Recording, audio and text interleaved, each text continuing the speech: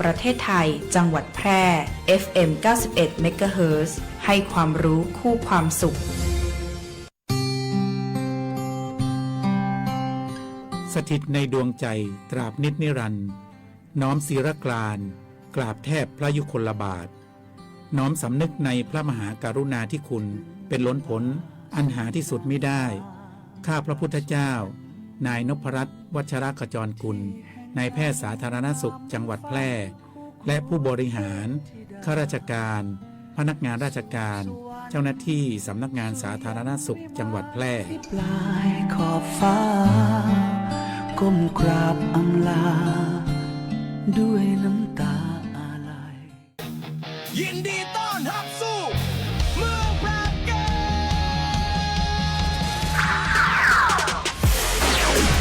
จังหวัดแพร่ขอเชิญร่วมเป็นเจ้าภาพที่ดีร่วมต้อนรับนักกีฬาจาก15จังหวัดภาคเหนือ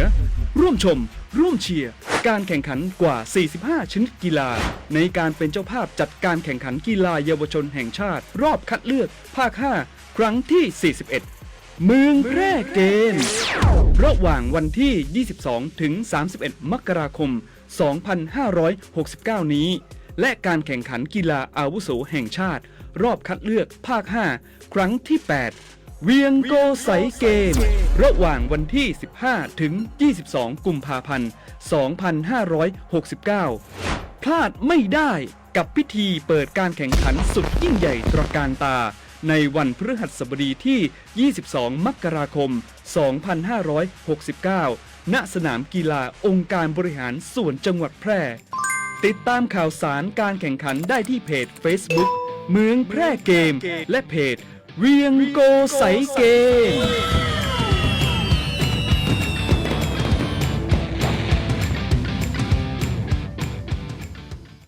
ใน1 วันเป็นระยะทางเท่าไหร่ที่คุณใช้ชีวิตอยู่บนท้องถนนแล้วถ้ารถชนคุณขับรถชนคนคุณเดินตัดหน้ารถคุณหักหลบรถชนคันอื่นโอ้ยวุ่นวายวุ่นวายจริงเลยไม่เป็นไรครับเพราะรถทุกคันต้องมีประกันภัยรถภาคบังคับหรือพรบคุ้มครองผู้ประสบภัยจากรถพุทธศักราช2535สถานการณ์ต่างๆก็ดีขึ้นคำเตือนหากไม่ทำมีโทษปรับไม่เกิน 10,000 บาทขับขี่ปลอดภัยอุ่นใจเมื่อมีพรบคปภ.สำนักงานคณะกรรมการกำกับและส่งเสริมการประกอบธุรกิจประกันภัย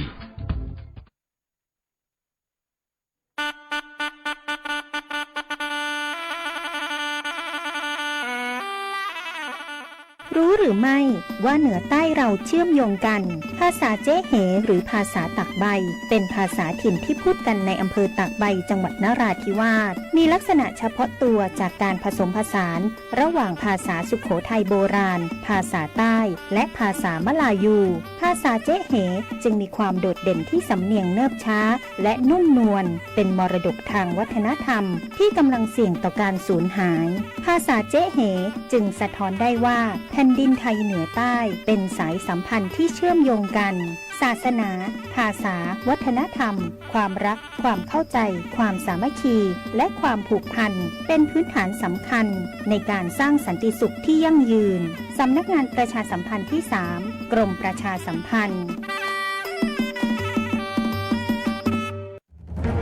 โปรดระวังมิจฉาชีพแอบอ้างแบงก์ชาติว่าจะช่วยติดตามเงินที่ถูกหลอกคืนได้อย่าเชื่อเด็ดขาดอย่าโอนเงินอย่าให้ข้อมูลส่วนตัวหากมีข้อสงสัยติดต่อแบงก์ชาติโทร1213อย่าหลงเชื่ออย่าตกเป็นเหยื่อซ้ำอีกครั้งแบงก์ชาติห่วงใยเตือนภัยการเงินย้ำอีกครั้งแบงก์ชาติโทร1213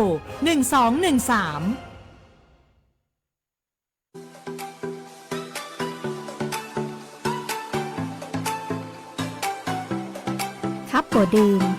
บ่ครับปลอดภัยตลอดการเดินทาง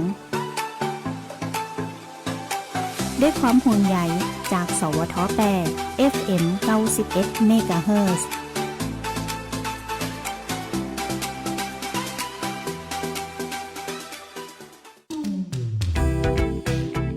คุณกำลังฟัง FM 91 เมกะเฮิรตซ์สถานีวิทยุกระจายเสียงแห่งประเทศไทยจังหวัดแพร่ให้ความรู้คู่ความสุข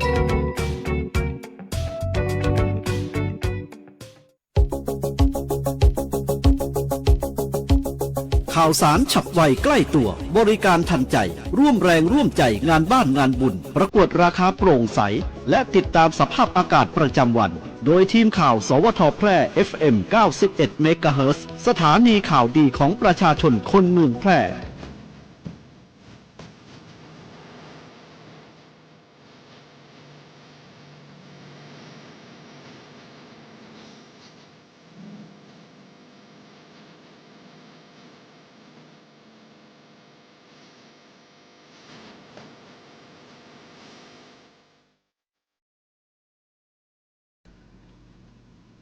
สวัสดีครับสถานีวิทยุกระจายเสียงแห่งประเทศไทยจังหวัดแพร่เสนอข่าวท้องถิ่นประจำวันพฤหัสบดีที่ 27 พฤศจิกายน พุทธศักราช 2568 โดยมีหัวข้อข่าวดังนี้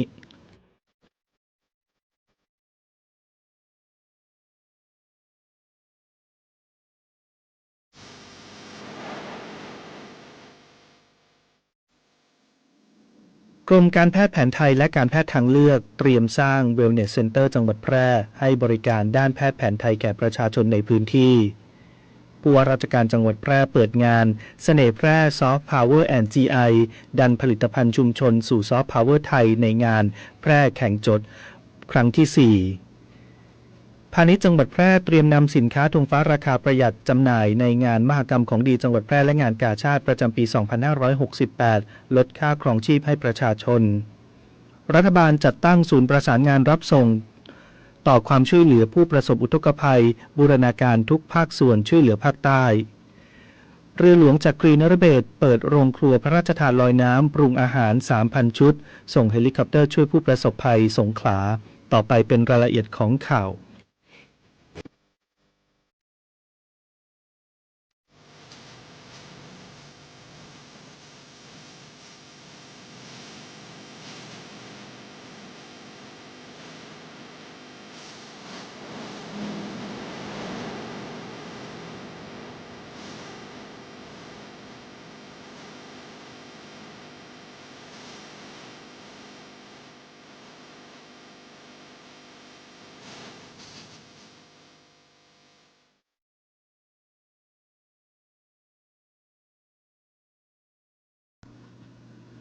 กรมการแพทย์แผนไทยและการแพทย์ทางเลือกเตรียมสร้าง Wellness Center จังหวัดแพร่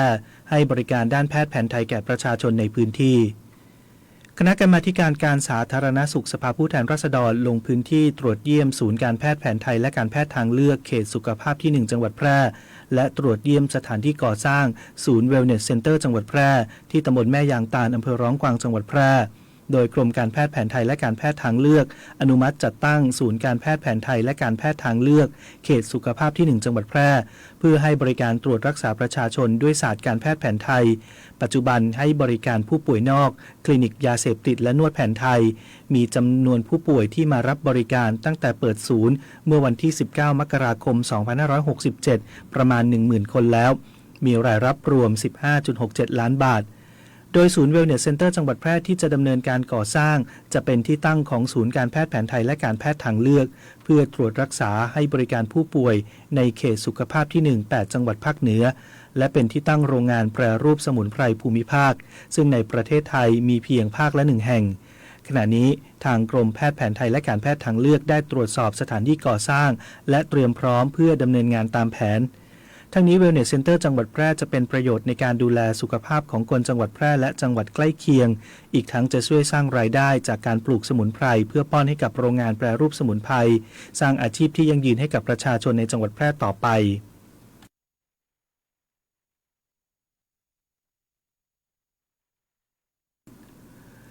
ผู้ว่าราชการจังหวัดแพร่เปิดงานเสน่ห์แพร่ Soft Power and GI ดันผลิตภัณฑ์ชุมชนสู่ Soft Power ไทยในงานแพร่แข่งจดครั้งที่ 4 วันนี้ที่บริเวณลานเพลินอีซูซุแพร่อำเภอเมืองแพร่นายสมชัยเลิศประสิทธิพันธ์ผู้ว่าราชการจังหวัดแพร่เป็นประธานในพิธีเปิดกิจกรรมเสน่ห์แพร่ Soft Power and GI ภูมิปัญญาล้านนาแพร่แข่งจดครั้งที่ 4โดยสภาอุตสาหกรรมจังหวัดแพร่ร่วมกับกรมส่งเสริมอุตสาหกรรมภาค 1จัดขึ้นในกิจกรรม เผยแพร่อัตลักษณ์ภูมิปัญญาชุมชนเพื่อเชื่อมโยงช่องทางการตลาดภายใต้โครงการยกระดับการพัฒนาผลิตภัณฑ์เพื่อสร้างมูลค่าเพิ่มให้วิสาหกิจรายย่อยปีงบประมาณ 2569 ส่งเสริมผู้ประกอบการสุรากลั่นท้องถิ่นในจังหวัดยกระดับคุณภาพและสร้างการต่อยอดสู่เครื่องดื่มใหม่ระดับสากลพร้อมทั้งเผยแพร่ภูมิปัญญาท้องถิ่นของจังหวัดแพร่ให้เป็นที่รู้จักในวงกว้างสร้างอัตลักษณ์และโอกาสทางการตลาดให้กับอาหารพื้นถิ่นและผลิตภัณฑ์ชุมชนด้านอาหารของจังหวัดแพร่สู่การเป็นซอฟต์พาวเวอร์ไทยตามนโยบายรัฐบาลภายในงานมีกิจกรรมอาทิบูธจำหน่ายอาหารพื้นถิ่นอาหารไทยผลิตภัณฑ์อาหารจากชุมชนการแข่งขันทำลาบพื้นเมืองการประกวดบาร์เทนเดอร์การแข่งขันทำอาหารจากส้มโอแพร่คอนเสิร์ตการกุศลและกิจกรรมส่งเสริมการขายอีกมากมายจัดขึ้นระหว่างวันที่ 26-28 พฤศจิกายน 2568 ตั้งแต่เวลา 15 นาฬิกาถึง 23 นาฬิกาเชิญชวนประชาชนและนักท่องเที่ยวร่วมสัมผัสเสน่ห์เมืองแพร่และอุดหนุนผู้ประกอบการท้องถิ่น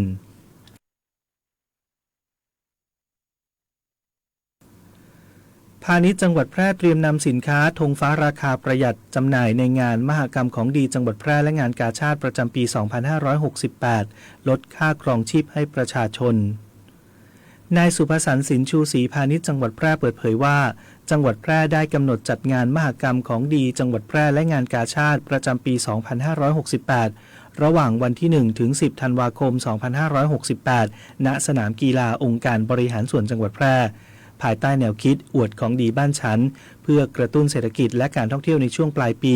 ต้อนรับนักท่องเที่ยวที่จะเดินทางเข้ามาในพื้นที่ช่วงที่มีวันหยุดยาวหลายวัน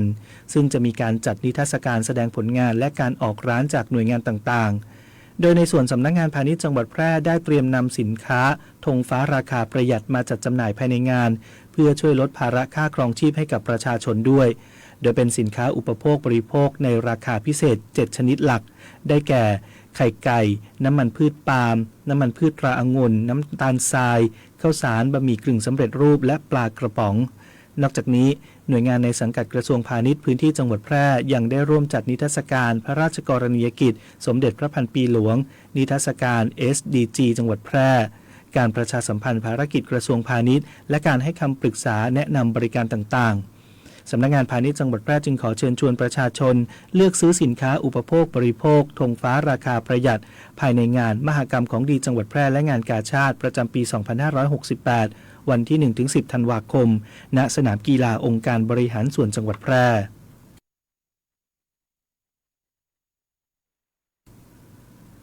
รัฐบาลจัดตั้งศูนย์ประสานงานรับส่งต่อช่วยเหลือผู้ประสบอุทกภัยขณะที่รัฐมนตรีช่วยว่าการกระทรวงกลาโหมทำหน้าที่ผู้อำนวยการศูนย์บูรณาการทุกภาคส่วนช่วยเหลือภาคใต้รัฐบาลได้ประกาศจัดตั้งศูนย์ประสานงานรับส่งต่อความช่วยเหลือผู้ประสบอุทกภัยเพื่อเพิ่มประสิทธิภาพในการบูรณาการความช่วยเหลือจากส่วนกลางและเร่งส่งต่อไปยังพื้นที่ภาคใต้ที่ได้รับผลกระทบอย่างหนักจากสถานการณ์อุทกภัยในหลายจังหวัดโดยรัฐบาลได้มอบหมายให้พลโทอดุลบุญธรรมเจริญรัฐมนตรีช่วยว่าการกระทรวงกลาโหมปฏิบัติหน้าที่ผู้อำนวยการศูนย์ทำหน้าที่กำกับดูแลควบคุมและประสานงานทุกภาคส่วนเพื่อให้การช่วยเหลือเป็นไปอย่างรวดเร็วทั่วถึงและต่อเนื่องใช้พื้นที่พิพิธภัณฑ์กองทัพอากาศเป็นจุดรับรวบรวมและคัดแยกสิ่งของบรรเทาทุกข์โดยศูนย์ตั้งอยู่ณพิพิธภัณฑ์กองทัพอากาศและการบินแห่งชาติถนนพหลโยธินกรุงเทพมหานครทำหน้าที่เป็นศูนย์กลางในการรับบริจาคสิ่งของที่จำเป็นรวบรวมและคัดแยกตามประเภทเตรียมลำเลียงยุทโธปกรณ์และอุปกรณ์กู้ภัยและประสานงานกับหน่วยงานภาครัฐภาคเอกชนอาสาสมัครเพื่อส่งต่อความช่วยเหลือเข้าสู่พื้นที่ภาคใต้โดยเร็วที่สุด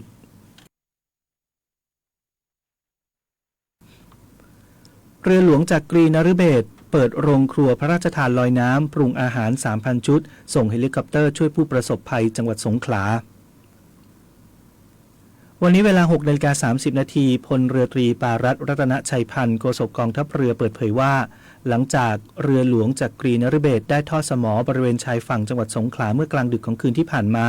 วันนี้โรงครัวพระราชทานบนเรือหลวงจักรีนฤเบศรได้จัดตั้งขึ้นเพื่อสนับสนุนช่วยเหลือผู้ประสบอุทกภัยเริ่มทำงานมาตั้งแต่เช้ามืดโดยกำลังพลประจำโรงครัวได้จัดเตรียมอาหารปรุงสุกและน้ำดื่มจำนวน 3,000 ชุดเพื่อส่งมอบให้ประชาชนในพื้นที่ประสบภัยในหลายจุดที่การสัญจรทางบกยังเข้าถึงได้ยาก โดยได้จัดอากาศยานเฮลิคอปเตอร์ของกองทัพเรือทำการลำเลียงสิ่งของบรรเทาทุกข์ดังกล่าวขึ้นบินในช่วงเช้าของวันนี้แล้วกองทัพเรือจะเดินหน้าทำหน้าที่อย่างเต็มกำลังเพื่อบรรเทาความเดือดร้อนของประชาชนให้เร็วที่สุดและจะยืนหยัดเคียงข้างประชาชนจนกว่าสถานการณ์จะคลี่คลายดิฉันนางประภารัตน์แต้กุลนะคะนายกสมาคมสตรีนักธุรกิจและวิชาชีพแห่งประเทศไทยจังหวัดแพร่ในพระบรมราชินูปถัมภ์ตั้งแต่ดิฉันได้ทราบข่าวการสวรรคตของพระองค์ท่านนะคะดิฉันรู้สึกเสียใจเพราะตลอดชีวิตของดิฉันที่ผ่านมานะคะดิฉันเห็นพระราชกรณียกิจของท่านที่พระองค์ท่านนะคะได้เสียสละเพื่อประชาชนชาวไทยนะคะแล้วก็ได้ทำพระราชกรณียกิจติดตามองค์พระบาทสมเด็จพระเจ้าอยู่หัวในรัชกาลที่ 9 นะคะตั้งแต่ดิฉันเป็นเด็กจนถึงณตอนนี้ได้ทราบซึ้งในพระราชกรณียกิจของท่านและขอให้พระองค์ท่านเสด็จสู่สวรรคาลัยค่ะข้าพระพุทธเจ้านางสาวมยุรีกระใจจากจังหวัดแพร่รู้สึกเสียใจอย่างสุดซึ้งที่เสียแม่หลวงของปวงชนชาวไทยเฮาไปและก็จะได้นำพระราชดำรัสที่แม่หลวงปวงชนชาวไทยเฮาได้ทรงสอนไว้นำมาปรับใช้ในชีวิตประจำวันเจ้ากฎหมายง่ายจังแค่ฟังก็เข้าใจโดยสำนักงานกิจการยุติธรรมตอนร่างทรงท้ายซอยแม่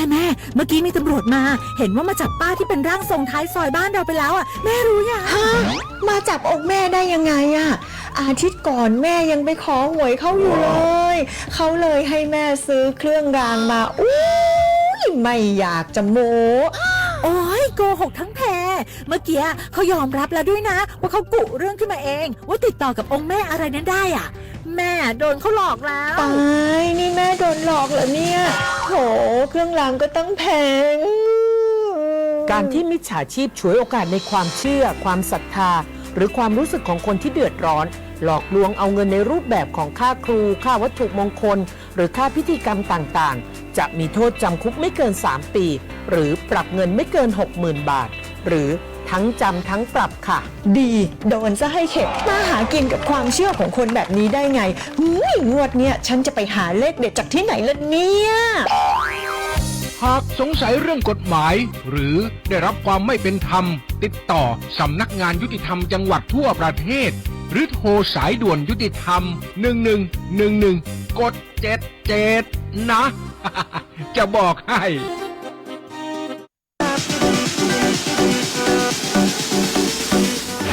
จังหวัดแพร่ขอเชิญเที่ยวงานมหกรรมของดีจังหวัดแพร่และงานกาชาดประจำปี 2568 ในชื่องานอวดของดีบ้านฉันระหว่างวันที่ 1 ถึง 10 ธันวาคม 2568 ณ สนามกีฬาองค์การบริหารส่วนจังหวัดแพร่ภายในงานพบกับนิทรรศการผลงานจากทุกภาคส่วนการออกร้านของดีเมืองแพร่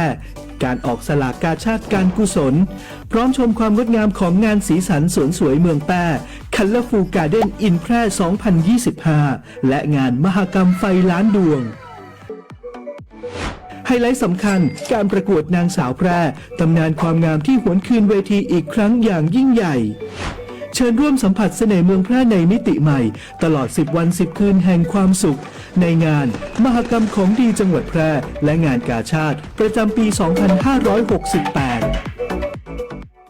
ผมยะได้น้องกะยะได้ลุงกะยะได้เปิ้นกะยะได้ป้ากะยะได้บอกว่าเป็นไผก็ยะได้เพื่อคือบ้านเมืองเขาสดใสไร้หมอกควันงดเผาต่อสั่งฟางเข้าวัสดุเหลือใช้จากการเกษตรกิ่งไม้ใบหญ้างดการเผาป่าเพื่อล่าสัตว์งดการเผาขยะตามบ้านเรือนงดเผาลดปัญหาหมอกควันหมู่เฮาช่วยกันยะได้เพื่อล้มหายใจบริสุทธิ์ของกุคนติดตามพยากรณ์อากาศประจำวันจากสถานีอุตุนิยมวิทยาแพร่ประจำวันพฤหัสบดีที่ 27 พฤศจิกายน 2568 ลักษณะอากาศทั่วไปของประเทศไทยภาคใต้ตอนล่างมีฝนลดลงแต่ยังคงมีฝนตกหนักได้บางแห่งโดยเฉพาะบริเวณจังหวัดสงขลาปัตตานียะลานราธิวาสตรังและสตูลเนื่องจากมรสุมตะวันออกเฉียงเหนือกำลังปานกลางพัดปกคลุมอ่าวไทยภาคใต้และทะเลอันดามัน ขอให้ประชาชนยังคงต้องระวังอันตรายจากฝนตกหนักฝนที่ตกสะสมน้ำป่าไหลหลากและน้ำล้นตลิ่งโดยเฉพาะพื้นที่ลาดเชิงเขาใกล้ทางน้ำไหลผ่านและพื้นที่ลุ่ม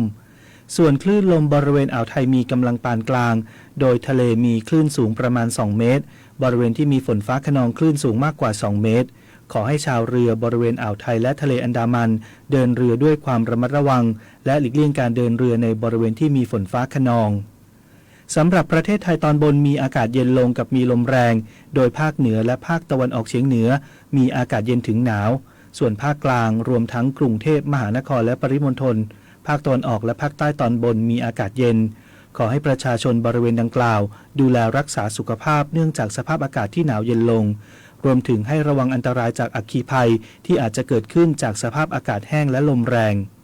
ทั้งนี้เนื่องจากบริเวณความกดอากาศสูงหรือมวลอากาศเย็นกำลังอ่อน